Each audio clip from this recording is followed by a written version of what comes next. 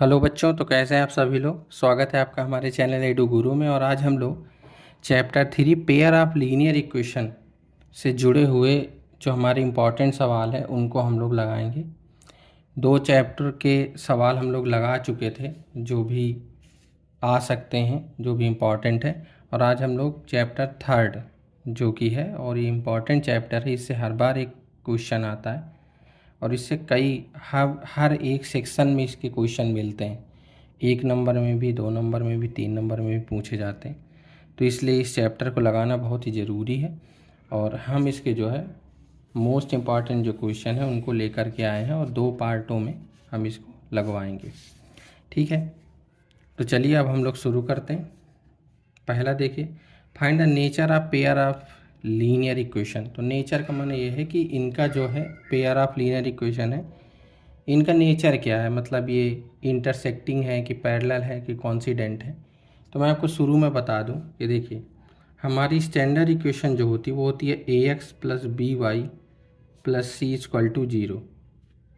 ठीक है, अगर ये दो लाइन है तो हो जाएगा a1x plus b1y plus c1 equal to 0 और a2x plus b2y plus c2 equal to 0। ठीक है, ये दो लाइन हो गई। इससे हम क्या निकाल लेते हैं, a1 b1 c1, a2 b2 c2। अब अगर हम a1 by a2, b1 by b2, c1 by c2 इनको हम अलग अलग निकाल लेते हैं कि ये क्या होंगे। और उसके बाद हम देखते हैं कि अगर a1 by a2 b1 by b2 के इक्वल नहीं है, डज नॉट इक्वल है, तो अगर ऐसी कंडीशन है तो ये लाइन होती हैं इंटरसेक्टिंग लाइंस, यानी लाइन एक दूसरे को कट करती हैं। ठीक है, पहली बात। दूसरी, अगर ये इक्वल हो गई, ठीक है, तो इसकी दो कंडीशन है कि अगर ये इक्वल हैं तो अगर ये C1 बाई C2 इसके इक्वल नहीं है, मतलब ये दोनों का रेशियो तो इक्वल है लेकिन ये नहीं है। और एक तीसरी कंडीशन है कि ये भी है। ठीक है, तो ये जो लाइन होती हैं ये होती हैं पैरेलल लाइंस। और अगर तीनों ही इक्वल हो गई तो इनको बोलते हैं कॉन्सिडेंट लाइन। कॉन्सिडेंट का मतलब होता है बिल्कुल सेम टू सेम लाइन, यानी एक के ऊपर एक आ जाना। पैरेलल का मतलब दोनों पैरेलल रहना और इंटरसेक्टिंग माने आपस में कट कर देना। ये तो हो गया इनके नेचर ऑफ लाइंस की बात। ठीक है, अब मैं आपको एक दो चीज़ें और भी इसी में बता देता हूँ। देखिए, अगर लाइन इंटरसेक्ट करती हैं तो इसका ना सलूशन मिलता है, वो मिलता है यूनिक सलूशन। कैसा मिलता है, यूनिक सलूशन। या दो लाइन है तो वन सलूशन मिलेगा, इसमें एक सलूशन मिलेगा और वो यूनिक होगा। ठीक है, पैरेलल लाइंस हैं तो नो सलूशन होगा, क्योंकि भाई लाइन आपस में अगर कट ही नहीं करेंगी तो फिर सलूशन कहाँ से निकलेगा, है ना। और कॉन्सिडेंट लाइन का मतलब होता है कि एक के लाइन के ऊपर बिल्कुल एक लाइन, और आपको मालूम है कि एक लाइन में इनफाइनाइट पॉइंट होते हैं, तो जब ऊपर से ही दूसरी लाइन उसके ऊपर आएगी तो एक तरह से हर जगह उसको कट कर रही होगी, है ना, क्योंकि लाइन ही वही है। तो इसमें हमको मिलते हैं इनफाइनाइट सोल्यूशन।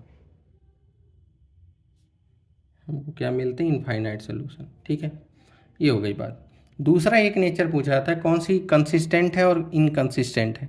तो देखिए, जिनके भी हमको सोल्यूशन मिलते हैं, तो जैसे ये दो के मिल रहे हैं तो ये होगा कंसिस्टेंट।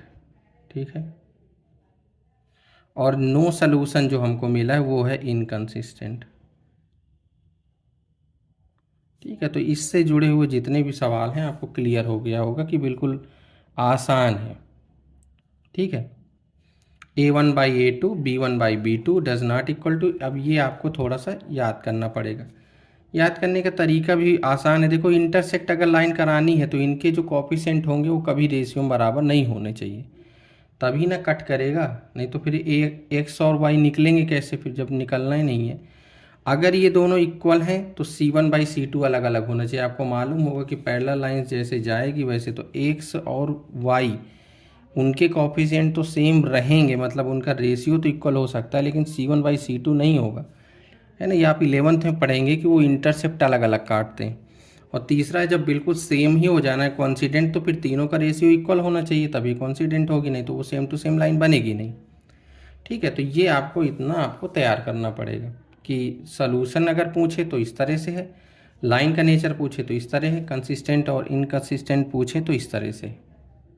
ठीक है, ये पहला सवाल था, अभी हल नहीं किया, इससे जुड़े हुए हमने चीज़ें आपको समझाई।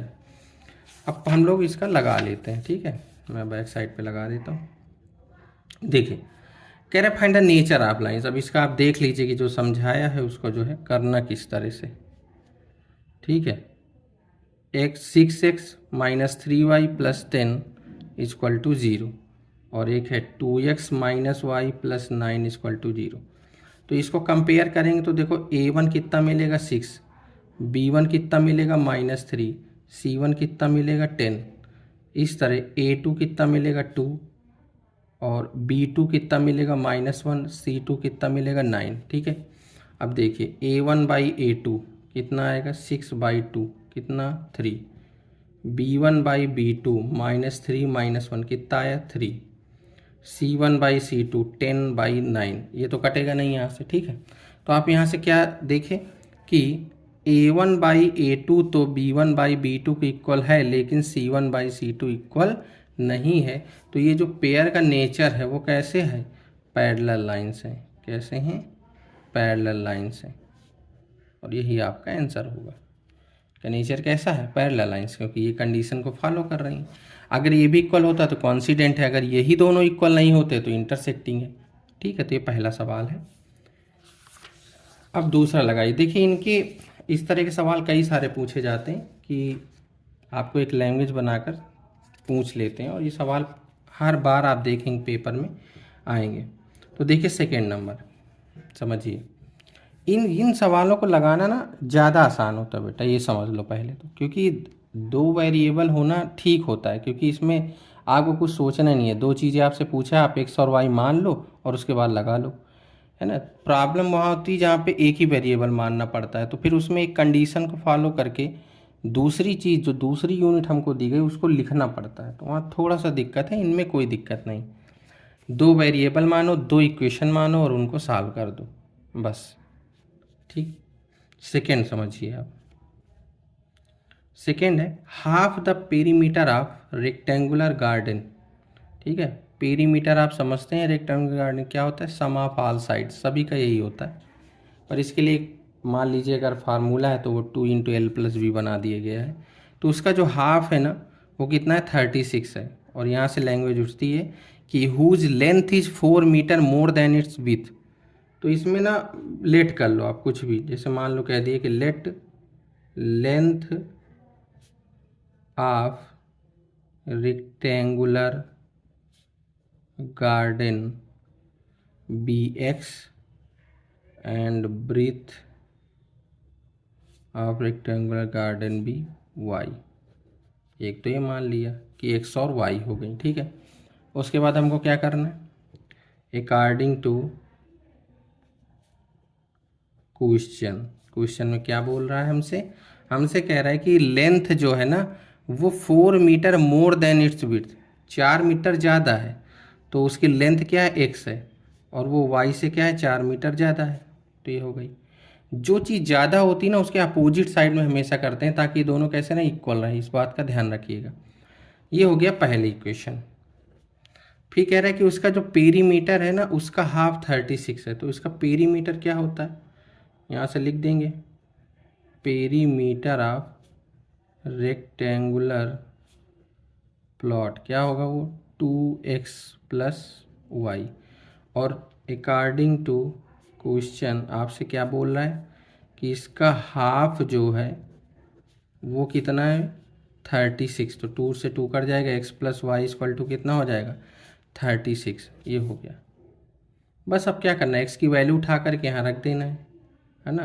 Put the value of x in equation second, तो x की वैल्यू उठा के रख दो, तो y + 4 + y = 36, 2y = 32, तो y = आ गया 16, तो x कितना आ जाएगा 20। ठीक है, तो उसकी जो लेंथ आई वो कितनी आ गई 20, और जो ब्रीथ आई वो कितनी आई 16, और ये मीटर में दिए था तो हम भी मीटर लिखेंगे, और ये आंसर हो जाएगा। ठीक है, तो आपको ना इतना लगाना ही पड़ेगा। देखिए, हमने कहीं पर भी लैंग्वेज को लेकर कोई कटौती नहीं की है, वे इसलिए लगा रहे हैं ताकि आपको पता चले कि कितना हमको लिखना है। क्योंकि होता ये है कि लोग एक ये लगा दिए उसके बाद डायरेक्ट ये क्वेश्चन बना देते हैं, हल कर देते हैं। हो सकता है आपको पूरे नंबर मिल जाए, वो अलग बात है, लेकिन आपको लगाना चाहिए। आपको एक एक चीज़ को बहुत लिख करके कि ये आप कहाँ से ले आए, ये आपको लिखना पड़ेगा ना कि हमने पेरीमीटर, भले सवाल में दिया है तो क्या हुआ, लेकिन आपको लगाना है कि पेरीमीटर ये होता है, इसके लिए अकॉर्डिंग टू क्वेश्चन इसका हाफ 36 है। समझ रहे हैं आप चीज़ों को? तो इस तरह से हमको पूरा लिख करके ही लगाना है और ऐसे ही लगाना चाहिए भी। ठीक, अब हम लोग देखिए थर्ड लगाते हैं। एक हमने लैंग्वेज वाला सवाल लगा लिया। थर्ड देखिए, थर्ड कह रहे हैं कि सॉल्व 2x + 3y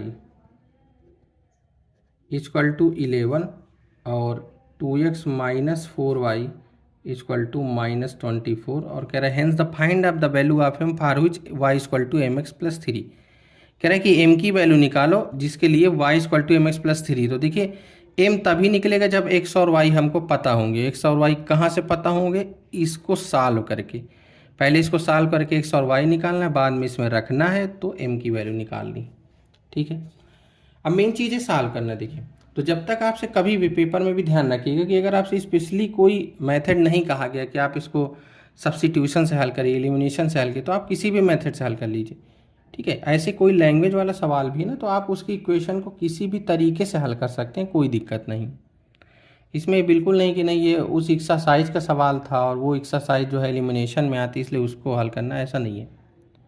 आपको क्या करना है, आपको जो आता है उससे हल कर देना है।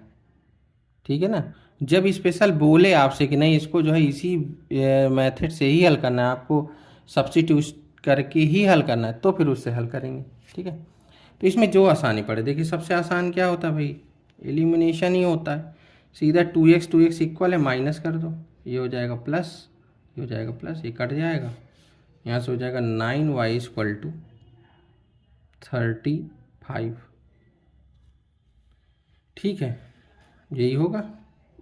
हाँ, तो y कितना हो जाएगा, ये 7 होगा, सॉरी। तो y = क्या हो जाएगा 35/7, तो y = कितना आ जाएगा 5। जब y 5 आ गया तो y की वैल्यू उठा करके यहाँ रख देंगे। तो जब y की वैल्यू यहाँ रखोगे ना तो 2x इन 3 × 5 = 11, ये 15 हो जाएगा। तो 2x = 11 - 15, x = -4/2, तो x आ जाएगा -2, ये वैल्यू। ठीक है, अब यहाँ से क्या करेंगे अगला, put the value of x and y in y = mx + 3।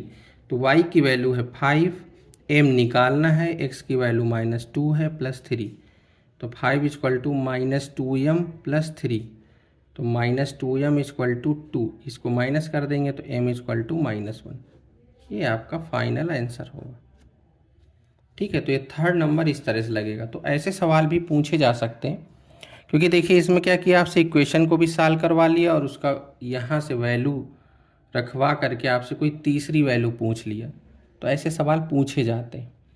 ठीक है, तो ये थर्ड नंबर सवाल था। उसके बाद हम लोग चलते हैं 4 नंबर की ओर। चौथा देखिए आप, चौथे में कह रहे हैं कि the larger of 2 supplementary angle exceed the smaller by 18 degree, find them. तो देखो इसमें क्या है कि सप्लीमेंट्री एंगल क्या होते हैं, जिन दो एंगल का सम 180 होता है। ठीक है, तो उसमें कह रहे हैं कि जो लार्जर है ना वो ना स्मॉलर से 18 डिग्री ज़्यादा, एक्सीड माने क्या होता है, उतना ज़्यादा है। तो कह रहे हैं उन एंगल को बताओ। तो इसमें तो आपको सिर्फ लेट बस कर लेना है। तो क्या करेंगे कि let larger angle be x and smaller angle be y, ये हमने लेट कर लिया कि बड़ा वाला एक्स है, छोटा जो एंगल है वो वाई है। ठीक है, अब पहली बात तो ये है कि अकॉर्डिंग टू क्वेश्चन कि दोनों कैसे हैं, सप्लीमेंट्री हैं, तो एक्स प्लस वाई कितना हो गया 180। और देखो इसमें भी लिखना है हमको साइड में, क्या लिखेंगे, because these angles are supplementary. ठीक, ये हमको बताना है आपने कैसे एक्स प्लस वाई को 180 कर दिया, हर चीज़ का आपको यहाँ रीज़न देना पड़ेगा। तो पहली चीज़ तो ये हो गई। ठीक है, दूसरे में क्या कह रहा है, दूसरे में कह रहा है कि जो लार्जर एंगल है ना एक्स, वो क्या है वाई से 18 डिग्री ज़्यादा है ये। तो ये फर्स्ट है, ये सेकेंड है। तो यहाँ से यही लिख देंगे, put value of x in equation first. तो एक्स की वैल्यू रख दो y plus 18 plus y equal to 180, 2y equal to 180 minus 18 degree. तो 2y इक्वल टू क्या आ जाएगा 162। तो y कितना हो जाएगा, यहाँ से डिवाइड कर देंगे इसका, 81 आ जाएगा। ठीक है, क्या आ जाएगा 81 डिग्री। y 81 हो गया तो x कितना होगा 81 प्लस 18, तो x कितना हो जाएगा 9 और 9। ठीक है, तो ये दोनों वैल्यू आ जाएंगे। तो लार्जर एंगल जो होगा वो कितना आ जाएगा 99 डिग्री, और जो स्मॉलर होगा वो कितना आ जाएगा 81। और देखो ये दोनों क्या है 18 डिग्री, उससे बड़ा भी है, यही आपका आंसर होगा। ठीक है, तो इस तरह से हमको लगाना है। सवाल बहुत कठिन नहीं होते हैं, बस आपको ये कि आपको थोड़ा सा लैंग्वेज समझना पड़ेगा, और इसमें आराम होती कि अगर दो आपको वेरिएबल लेट करने को मिल रहे हैं तो आराम ही है। बस आपको दो इक्वेशन बनानी है, उन दो इक्वेशन को सॉल्व करना है। बस सॉल्व करना आप जानते हैं, बस आपको थोड़ा सा इसमें ये है कि आपको लैंग्वेज भर समझना पड़ेगा बस। ठीक है ना, आप लैंग्वेज समझ लेंगे तो आराम से सवाल हो जाएगा। तो ये था चौथा सवाल। ठीक ठीक है, अब अगला देखते हैं हम 5 नंबर। 5 में देखिए पढ़िए, लिखा है कि a fraction becomes 9/11 if 2 is added to both numerator and denominator. इसमें कह रहा है कि एक फ्रैक्शन ना 9/11 हो जाता है अगर हम उसमें 2 को ऐड कर देते हैं उसके न्यूमरेटर और डिनोमिनेटर में, और वो अगर हम 3 ऐड कर दें दोनों में तो ये 5/6 हो जाता है। तो कह रहा है कि फाइंड द फ्रैक्शन। तो पहला काम तो ये कि जो पूछे उसी को लेट कर लो। तो let the fraction be x by y. अब यहाँ अलग अलग जरूरी नहीं कि आप लेट करें कि न्यूमरेटर एक्स होगा डिनोमिनेटर वाई होगा तो फ्रैक्शन एक्स बाई वाई होगा। ठीक है, अगर हम डायरेक्ट फ्रैक्शन भी लेट कर लें तो अंडरस्टूड है कि न्यूमरेटर एक्स है और डिनोमिनेटर क्या है वाई है। अब क्या है कि अकॉर्डिंग टू क्वेश्चन क्या करेंगे कि 9/11 हो जाता है अगर 2 ऐड करें, तो x प्लस 2 वाई प्लस 2 ये हो जाता है 9/11। और अगर हम यही काम 3 ऐड करके करें तो वो हो जाता है 5/6। ठीक है, तो अब हम करेंगे क्या कि देखिए इनकी ये तो इसके स्टैंडर्ड फॉर्म में है नहीं, तो पहले तो काम यही है कि इनको सॉल्व करके स्टैंडर्ड फॉर्म में बनाना। तो 11 के हम मल्टीप्लाई करेंगे तो 11x प्लस 22, 9 क्या करेंगे तो ये आएगा, इसको इधर बुला लीजिए तो ये इधर आ जाएगा, ये भी इधर आ जाएगा, तो ये ऐसे बन जाएगा। ये हो गया फर्स्ट। सेम काम इधर 6x plus 18 equal to 5y plus 15, 6x minus 5y plus 3 equal to 0, ये है सेकेंड। ठीक है, अब देखिए इसको चाहे आप जैसे चाहे तो आप सब्स्टिट्यूट करें तो x का वैल्यू उठा के यहाँ रखना पड़ेगा। तो जब भी c हो ना थर्ड वाला तो सब्स्टिट्यूट कम अपनाइए, क्योंकि ये होता है कि ये डिवाइड में चला जाएगा, फिर उसको सॉल्व करना, फिर एलसीएम लेना, वो और बड़ा कर देता है। सबसे बढ़िया होता है एलिमिनेशन ऐसे सवालों में। तो क्या करना है, किसी एक को काटने की सोचना है। जैसे मान लीजिए हमने x को सोचा तो यहाँ 11 है यहाँ 6 है, दोनों का एलसीएम कितना होगा 66, वही हमको बनाना है। तो हम क्या करेंगे, हम करेंगे अगर इसको 66 बनाना है तो 1 में 6 का मल्टीप्लाई करेंगे और सेकेंड में कितने का करेंगे भाई 11 का कर देंगे। ठीक है ना, सेकेंड में कितने कितने करेंगे 11 का, तब 66 बन गया, माइनस कर देंगे यहाँ। तो बस हमको यही करना है। और देखिए इधर तो फर्स्ट में जब आप 6 का करेंगे तो वो आएगा 66x minus 54y plus 24 equal to 0। और जब सेकेंड में करेंगे तो आएगा 66x minus 55y plus 33 equal to 0। Minus plus minus तो क्या आ जाएगा यहाँ y का, y माइनस 9 इक्वल टू 0। तो y इक्वल टू कितना आ जाएगा 9। तो हमारा जो है डिनोमिनेटर तो निकल आया। अब क्या करेंगे, put this value in equation first. तो 11x minus 81 plus 4 equal to 0। तो 11x माइनस 77 इक्वल टू 0, तो x कितना आ जाएगा यहाँ से 7। तो फ्रैक्शन जो आएगा वो कितना आ जाएगा 7/9। ये हमारा आंसर है। अब अगर आपको चेक करना है कि सवाल सही है कि नहीं सही, तो क्या करेंगे, इसमें 2 ऐड करके देख लीजिए, खुद बन जाएगा, और 3 ऐड करके देख लीजिए, बन जाएगा।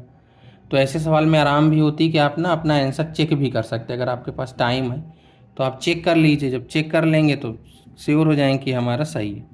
तो इस तरह से सवाल पूछे जा सकते हैं। देखिए हमने हर तरह का सवाल लिया। एक हमने देखिए आपको फ्रैक्शन से लगवा दिया, एक एंगल का है, एक सॉल्व करने वाला बेसिक है, कुछ इस तरह के आते हैं एरिया और पेरीमीटर से जुड़े हुए, और एक है फिर एज वाले सवाल आते हैं। तो एक एज का भी हम आपको लगवाए दे रहे हैं। 6 है हमारा।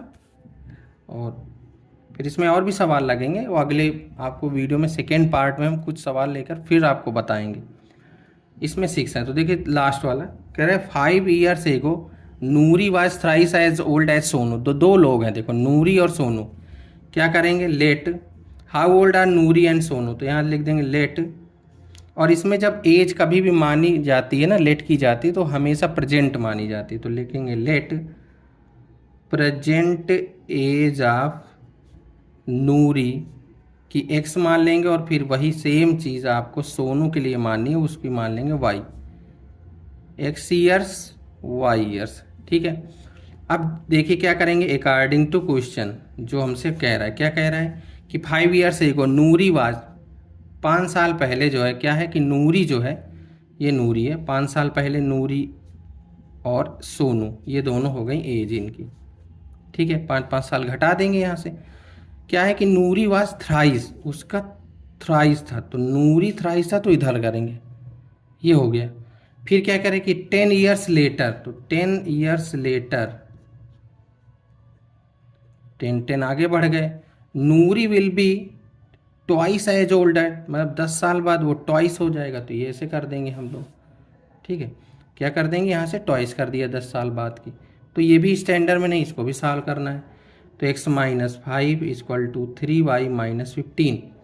क्या होगा, x माइनस 3y, इसको भी इधर बुला लेंगे तो प्लस 15 हो जाएगा, प्लस 10 आ जाएगा।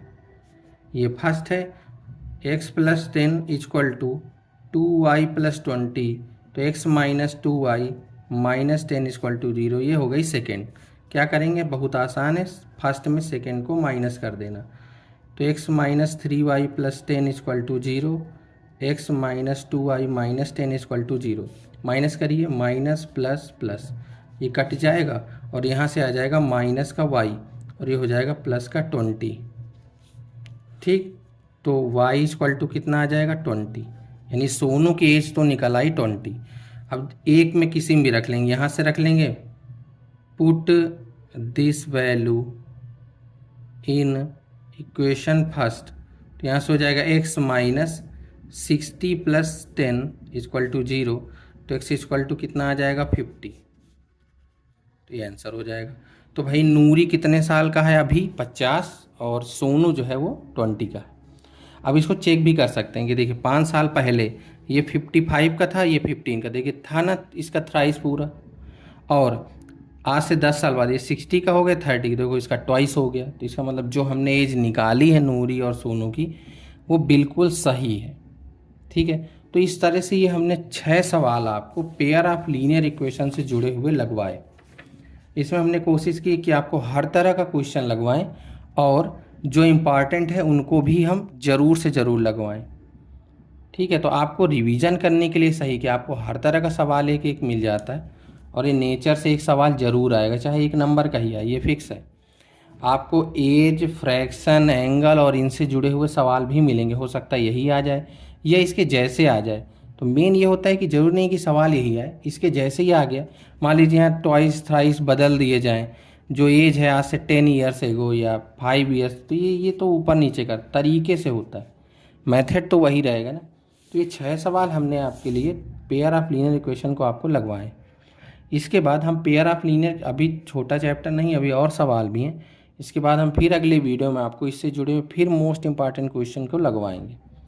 ठीक है, तो ये इन सवालों को आपको ध्यान दे करके लगाना है। और जब वीडियो आप स्टार्ट करें तो अच्छा ये होगा कि आप कॉपी लेकर बैठें, तो आप चाहे रफली लगाएं, हालांकि पूरा सवाल लगाएं तो बहुत अच्छी बात है, ताकि पेपर में भी आपकी आदत बने रहे पूरा सवाल लगाने की। ठीक है, तो ये इस तरह से करना है। अब हम अगले वीडियो में इसी से जुड़े हुए जो और क्वेश्चंस हैं उनके साथ मिलेंगे। तब तक के लिए धन्यवाद। और अगर वीडियो आपको अच्छा लगे तो हमें कमेंट करके भी बताएं, ताकि हमें भी अच्छा लगे, तो हम आपके और अच्छे अच्छे वीडियो बनाएं। और भी आपके लिए तरह तरह से चीज़ें, या अगर कोई प्रॉब्लम है या आपको कोई दिक्कत है या कोई सवाल है, तो वो भी आप कमेंट में पूछ सकते हैं, बता सकते हैं, उसको भी हम वीडियो के माध्यम से आपको बता देंगे। ठीक है, हमारे चैनल को अगर आपने सब्सक्राइब नहीं किया है तो उसको भी कर लीजिए। अगर आपके कोई मित्र या भाई बहन भी पढ़ते हो तो उन तक भी शेयर कर दीजिए, ताकि वो भी पढ़ सकें। ठीक है, अपनी तैयारी को जारी रखिए, पढ़ते रहिए। आपके पेपर शुरू हो गए हैं और चल भी रहे हैं, तो आप मेहनत करते रहिए बराबर, आपके सभी पेपर बहुत अच्छे हों। के लिए बेस्ट ऑफ लक। और मिलते हैं अगले वीडियो में। ठीक है, तब तक के लिए धन्यवाद। Thank you.